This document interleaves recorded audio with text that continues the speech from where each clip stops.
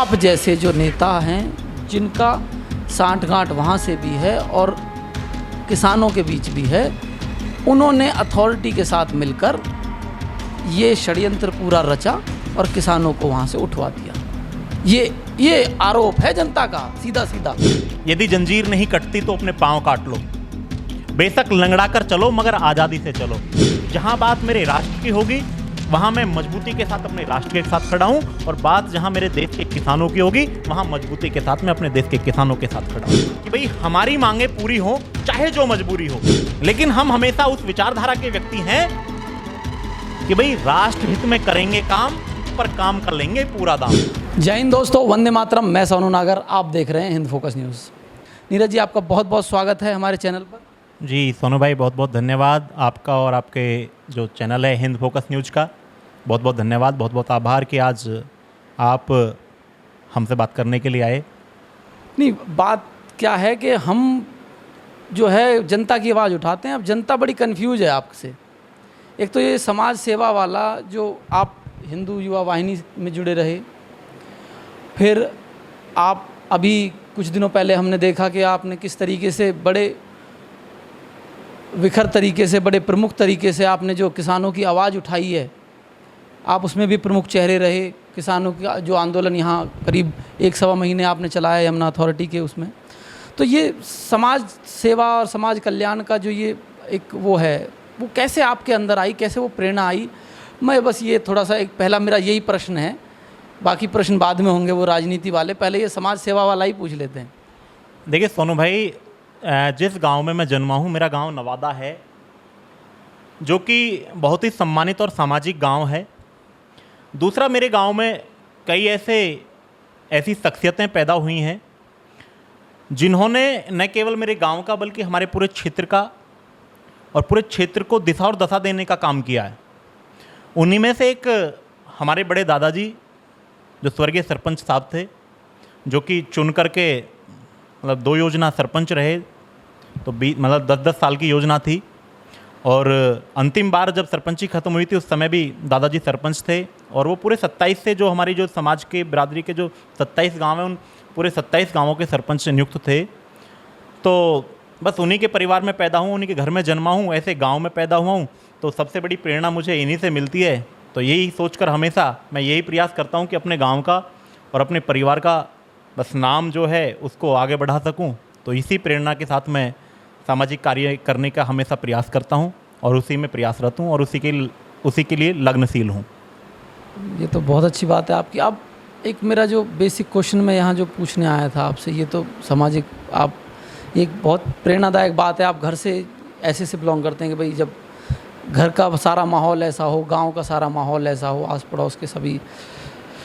अब मुझे ये बताइए आप कि ये प्रश्न मेरा नहीं है एक्चुअली, ये थोड़ा जनता का प्रश्न है कि आप कभी बीजेपी, हिंदू युवा वाहिनी जो है बीजेपी की एक शाखा मान लीजिए उसे, हिंदू युवा वाहिनी में संगठन महामंत्री रहते हैं, फिर आप वहाँ से अब 1 महीने 1.5 महीने पहले ये किसानों वाली जो आवाज़ आपने उठाई, बड़ी प्रमुखता से उठाई और बिल्कुल अथॉरिटी से एक लोहा लेने वाली बात हो गई, आमने सामने एकदम भिड़ंत वाली बात हो गई, गिरफ्तारी भी हुई आपकी वहाँ पे, वहाँ से आपको पुलिस लाइन ले जाया गया।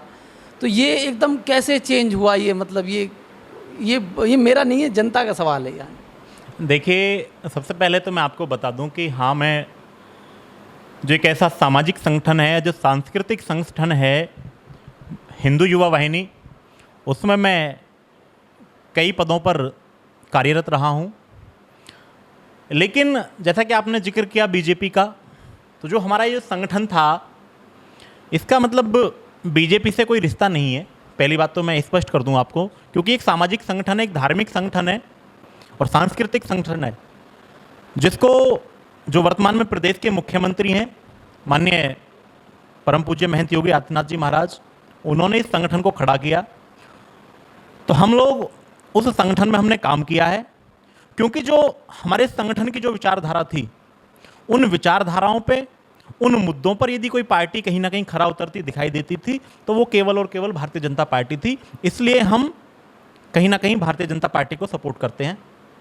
दूसरी बात, जैसा कि आपने सामाजिक कार्य कार्यों की बात कही, तो मैं स्पष्ट आपको कर दूं, देखिए बात यदि मेरे देश की होगी, मैं हमेशा कहता आया हूं, बात यदि हमारे राष्ट्र की होगी, देश की होगी, तो हम हमेशा अपने देश के साथ खड़े हैं। लेकिन बात जब मेरे देश के किसानों की होगी, मेरे देश के नौजवानों की होगी, मजदूरों की होगी, तो फिर हमारे लिए किसान जरूरी हैं, नौजवान जरूरी हैं, क्योंकि बगैर किसानों को, नौजवानों को समृद्ध किए हम अपने राष्ट्र को समृद्धशाली नहीं बना सकते। हमें अपने राष्ट्र को समृद्ध करना है, राष्ट्र को सशक्त करना है, तो हमें अपने देश के किसानों को, नौजवानों को समृद्ध करना होगा। इसलिए जहाँ हमें लगता है कि भाई चुनी हुई सरकारें कहीं, चाहे वो किसानों के पक्ष में हो, नौजवानों के पक्ष में हो, यदि कहीं ना कहीं उनके किसानों की, नौजवानों की कोई समस्या हमें दिखाई देती है, तो हमारी ये नैतिक जिम्मेदारी भी बनती है, और जिसको हम बिल्कुल निष्ठा के साथ निभाते हैं। हम बिल्कुल, यदि विरोध की बात भी होती है तो वहाँ विरोध भी मतलब खुल कर करते हैं, क्योंकि मैं हमेशा एक बात मानता हूँ कि चाहे विरोध हो या समर्थन, वो हमेशा विचारों का और सिद्धांतों का होता है, किसी पार्टी का या किसी व्यक्ति विशेष का नहीं होता। तो जहाँ हमें विचार मिलते दिखाई देते हैं वहाँ हम समर्थन करते हैं, और जहाँ हमें लगता है कि विचारों में भिन्नता है, सिद्धांतों में कहीं भिन्नता है, कुछ चीज़ें मतलब पटल से हटके हो रही हैं, तो फिर वहाँ हम लोग खुलकर विरोध करते हैं, क्योंकि हमें ना तो कोई पार्टी से लालच है और ना ही कोई किसी प्रकार की ऐसी बात। तो इसलिए आप कह सकते हैं कि भाई आप कहीं हम सरकार के पक्ष में भी खड़े दिखाई देते हैं, तो कहीं सरकार के विपक्ष में भी खड़े दिखाई देते हैं।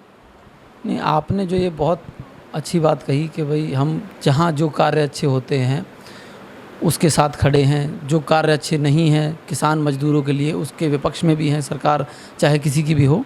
लेकिन अब फिर एक सवाल उठता है कि जिस तरीके से 25 जून को योगी आदित्यनाथ जी का आना, यहाँ गौतम बुद्ध नगर में आना हुआ, 24 जून को आपका यमुना अथॉरिटी से आंदोलन, किसान यूनियन अजगर का, और वहाँ से जो अथॉरिटी के सामने जो किसान यूनियन बैठी थी, अखिल भारतीय किसान यूनियन, उनका दोनों का 24 तारीख में 24 जून को हटा दिया जाता है। 25 जून को ये योगी आदित्यनाथ जी के आने से जस्ट पहले।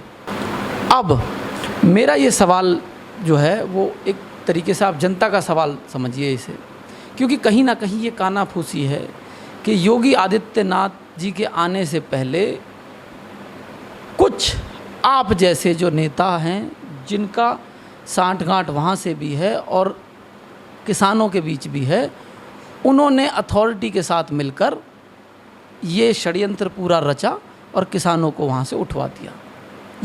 ये आरोप है जनता का सीधा सीधा। देखिए ये यदि आप इस बात को कहते हैं तो हो सकता है आपने किसी से मतलब ये बात सुनी होंगी, लेकिन मैं इस बात का बिल्कुल पूर्ण तरीके से खंडन करता हूँ।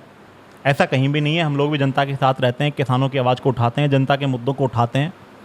लेकिन कुछ लोग जो ऐसे हैं जो बिल्कुल कट्टर हैं, चाहे वो किसी पार्टी के समर्थक हों या किसी दल या किसी संगठन के समर्थक हों, जिन्हें ना तो सिद्धांतों से कुछ मतलब है ना कुछ विचारों से मतलब है, केवल कट्टरता के साथ किसी व्यक्ति विशेष के साथ हैं, तो वो लोग ऐसी अनर्गल बातों को उठा सकते हैं। क्योंकि उन्हें यदि कुछ लोग ऐसे हैं, भाई किसान संगठन में काम करने का मतलब, यदि लोग ये सोचते हैं कि यदि हम किसान संगठन में कार्य कर रहे हैं, किसानों की आवाज़ को उठा रहे हैं, तो हमें सरकार का विरोध ही करना है। कुछ लोगों की ये मानसिकता है। लेकिन हम लोग हमेशा, जैसा मैंने पहले भी कहा, ये मानते आए हैं कि यदि हम सच को सच कहने का साहस रखते हैं तो गलत को गलत कहने की हिम्मत भी हमारे अंदर होनी चाहिए। और सामाजिक संगठनों में हम लोग ये बदलाव भी देखना चाहते हैं, और राजनीतिक पार्टियों में भी हम लोग ये बदलाव देखना चाहते हैं कि आप यदि किसी का विरोध करते हैं तो सैद्धांतिक तौर पर करिए। ये नहीं कि बस केवल विरोध के लिए विरोध करना है, चाहे बात सही है या गलत है, बस आप यदि विपक्ष में हैं तो आपको केवल विरोध ही करना है। तो ये चीज़ें ये गलत हैं, ये राजनीति के लिए भी गलत हैं, ये संगठनों के लिए भी गलत हैं, ये देश के लिए भी गलत है। यदि कोई अच्छी चीज़ होती है तो हमें उसका समर्थन भी करना चाहिए, कोई गलत चीज़ होती है तो उसका हमें विरोध भी करना चाहिए। तो कुछ लोग ऐसे जो बात उठाते हैं, ये कहते हैं, देखिए हम पूरी ईमानदारी के साथ और निष्ठा के साथ, जो हमारे साथ में क्षेत्र के किसान बैठे थे, उन किसानों में से एक भी व्यक्ति, यदि एक भी किसान ये बात कह दे, हमने पूरे 41 दिन यहाँ यमुना प्राधिकरण की गलत नीतियों के विरुद्ध धरना चलाया, पूरे 41 दिन और रात हम लगभग मतलब पूरी मजबूती के साथ यहाँ बैठे रहे, डटकर बैठे रहे। एक भी किसान यदि इस बात को कह दे, कोई हमारी निष्ठा पर यदि कोई प्रश्न चिन्ह खड़ा कर दे, लेकिन जब 25 जून को ग्रेटर नोएडा में प्रदेश के मुख्यमंत्री जी का आगमन था, तो उससे पूर्व हमने भी डीएम साहब से भी अपनी ये मांग रखी कि भाई जो यहाँ के जो शासन और प्रशासन के जो अधिकारी हैं वो कहीं ना कहीं मुख्यमंत्री जी को गुमराह करते हैं, वो सरकार को गुमराह करते हैं। इसलिए यहाँ के किसानों का प्रतिनिधिमंडल डायरेक्ट मुख्यमंत्री जी से वार्ता करना चाहता है। हम अपनी समस्या को मुख्यमंत्री जी के समक्ष प्रस्तुत करना चाहते हैं ताकि मुख्यमंत्री जी इस पर संज्ञान ले सकें, और यदि संज्ञान नहीं लेते तो हमें पता तो चले कि आखिर समस्या कहाँ है। या तो प्रतिनिधि काम कराना नहीं चाहते, या फिर ये जो अधिकारी यहाँ बैठे हुए हैं ये काम कराना नहीं चाहते, कम से कम स्पष्ट तो हो जाए। तो इसलिए जब हमने उनसे मिलना चाहा तो उसी दौरान प्राधिकरण के लोगों ने मतलब बिल्कुल तेजी के साथ पूरी वार्ता का एक प्रस्ताव हमारे सामने रखा, और वहाँ उन्होंने कहीं ना कहीं विश्वास में लेकर और हमें लिखित में आश्वासन भी दिया, हमसे समय मांगा। अब देखिए, जब लड़ाई लड़ते हैं तो बिल्कुल कहीं ना कहीं कुछ बातों पर सहमत असहमत भी होना पड़ता है। जब सभी की सहमति से हमने पंचायत बुलाई, पंचायत में क्षेत्र के सभी किसानों को बुलाया, और सभी की सहमति से जो भी चीज़ें थी, जो भी बिल्कुल बातें हुई, जो भी वार्ता हुई, बिल्कुल पारदर्शी तरीके से हुई, खुले मंच पर हुई, पंचायत के माध्यम से हुई। और जो अंत में पंचायत ने निर्णय लिया, जो क्षेत्र के किसानों ने निर्णय लिया, उस निर्णय के साथ हम लोगों ने 24 तारीख को, और अपना धरना हमने समाप्त नहीं किया। मैं अभी भी बता दूं, हमारा धरना आज भी समाप्त नहीं है। हमने अपना धरना जो था वो उस निश्चित समय के लिए, जो समय प्राधिकरण के लोगों ने हमसे मांगा है, उस निश्चित समय के लिए हमने अपना धरना स्थगित किया। और यदि उस समय में वो लोग मुकरते हैं तो फिर हम एक बार और बड़ी मजबूती के साथ दोबारा से धरना रखेंगे, और फिर से हम प्राधिकरण की चूलें हिलाने का काम करेंगे। क्या तारीख क्या है वो एक बार जनता को बता दी जाए, कब तक ये स्थगित वाला? ये यमुना प्राधिकरण पे इन लोगों ने हमसे 2 माह का समय मांगा था, मतलब 31 अगस्त तक का समय था। और ग्रेटर नोएडा में इन्होंने हाई पावर कमेटी बनाने की बात रही थी, लेकिन वो हाई पावर कमेटी बनाने से उन लोगों ने मना कर दिया। तो उसके विरोध में बिल्कुल उन्होंने वहाँ वादा खिलाफी की है। वहाँ जो हमारे राज्यसभा सांसद सुरेंद्र सिंह नागर जी हैं, जो भारतीय जनता पार्टी से ताल्लुक़ रखते हैं, उन्होंने किसानों की और प्राधिकरण की बीच में मध्यस्थता कराई थी, उन्होंने वार्ता कराई थी, और उन्हीं की सहमति से और उन्हीं के मतलब मान मनोबल पे, क्योंकि हमें पता था कि प्राधिकरण के लोग कई बार से इसी प्रकार से बहकाते आ रहे हैं। लेकिन जब एक हमारे समाज के एक से प्रतिष्ठित व्यक्ति, जिनको पूरे समाज में मान सम्मान मिलता है, तो हमने भी कहीं ना कहीं यही सोचा कि भाई सम्मानित व्यक्ति हैं, सरकार से जुड़े हुए लोग हैं, जब ये अब की बार आकर के और लिखित में आश्वासन दे रहे हैं तो कहीं ना कहीं अब की बार हमारी मांगों पर काम होगा और हाई पावर कमेटी बनेगी। लेकिन हमें वो भी विफल होते हुए दिखाई दिए, और पता चल गया कि भाई वो भी कितने पानी में है।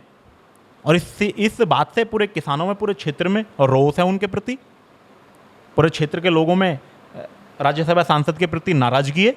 और आपने देखा भी होगा, हम लोग ग्रेटर नोएडा प्राधिकरण पे फिर से एक बार धरने को मजबूती के साथ लेकर के बैठे हैं, और हम लोग अपनी मांगों के साथ वहाँ अड़ी गए, और धरना वहाँ फिर से शुरू हो गया।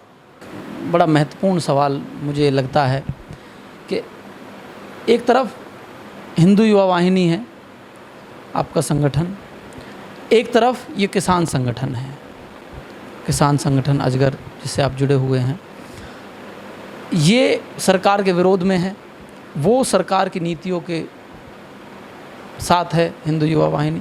इन दोनों में से अगर एक ही ऑप्शन मिले आपको, मतलब एक ही चुनना है, ये दोनों वाली बात, दोनों नाव पे नहीं चलेगा मामला, एक ही चुनना है, तो अब आप किस तरफ ज़्यादा झुकाव होगा आपका? देखिए सोनू भाई, मैं बिल्कुल ईमानदारी के साथ एक बात आपसे कहना चाहूँगा। प्रश्न बहुत हद तक आपका उचित भी है, लेकिन आप एक बात बताइए, यदि आपको अपने कर्तव्य में से और अपने अधिकारों में से किसी एक को चुनना पड़े तो आप किसे चुनेंगे?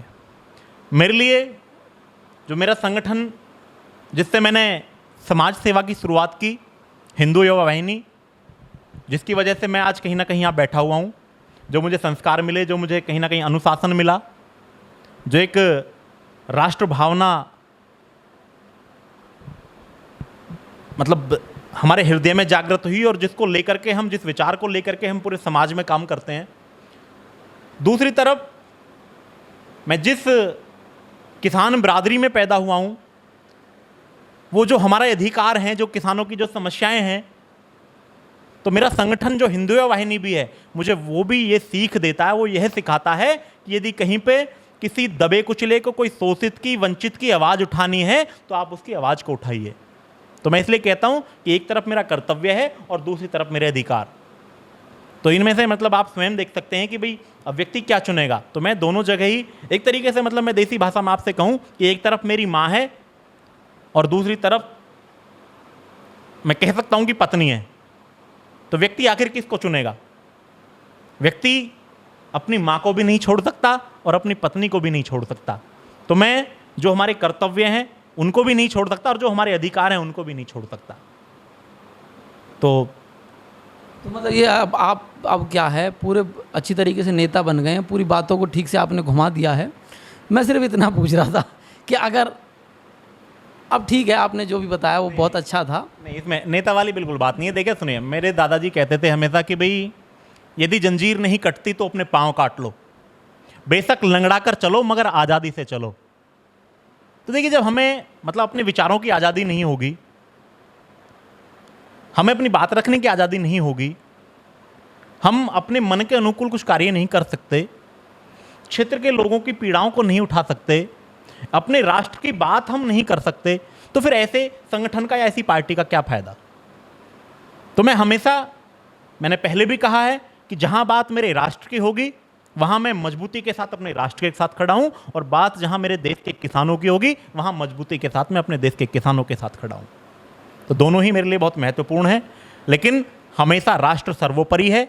और एक नारा, देखिए कुछ लोग हैं कि जो केवल मतलब उनका उद्देश्य ये होता है कि भाई हमारी मांगे पूरी हो चाहे जो मजबूरी हो, लेकिन हम हमेशा उस विचारधारा के व्यक्ति हैं कि भाई राष्ट्र हित में करेंगे काम, पर काम कर लेंगे पूरा दाम।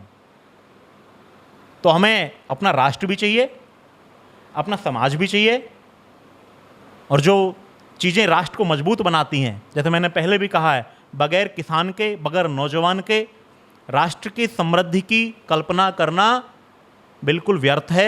यदि मेरे देश का किसान समृद्ध होगा, मेरे देश का नौजवान समृद्ध होगा, मेरे देश का जवान समृद्ध होगा, तो राष्ट्र तो स्वतः ही समृद्धशाली हो जाएगा। तो ये बिल्कुल एक दूसरे के कोटि पूरक हैं। आपकी बातें बहुत इंस्पायरिंग हैं और आशा करते हैं हमारे दर्शकों को भी ये अच्छी लगेंगी। आपसे बात करके बहुत अच्छा लगा। आप भी अपने कमेंट्स हमें अपने कमेंट्स हमें ज़रूर बताएं कि आपकी क्या राय है, जैसा कि हमारी चर्चा में आपको क्या अच्छा लगा और किस तरीके के सवाल और होने चाहिए थे। और इसी तरीके से हमारे साथ जुड़े रहिए। जय हिंद, वंदे मातरम। आपका बहुत बहुत धन्यवाद। बहुत बहुत धन्यवाद। और जो आपके सारे दर्शक हैं जो इस वीडियो को देखेंगे, जो इस साक्षात्कार को देखेंगे, मैं उन सभी से भी ये निवेदन करता हूँ कि सभी को मतलब चाहे वो किसानों की आवाज़ हो, चाहे वो गरीब, दबे कुचले, शोषित, वंचितों की आवाज़ हो, चाहे वो व्यक्ति किसी भी पार्टी में है, किसी भी संगठन में है, मेरा सभी से निवेदन है कि पार्टी को और दलगत राजनीति से ऊपर उठकर अपने राष्ट्र हित को देखते हुए, समाज हित को देखते हुए हमेशा ऐसे दबे कुचलों की आवाज़ को उठाने का काम करें, चाहे वो व्यक्ति किसी भी पार्टी में हो, किसी भी संगठन में हो। तभी राष्ट्र का भला हो सकता है, तभी मेरे देश का भला हो सकता है।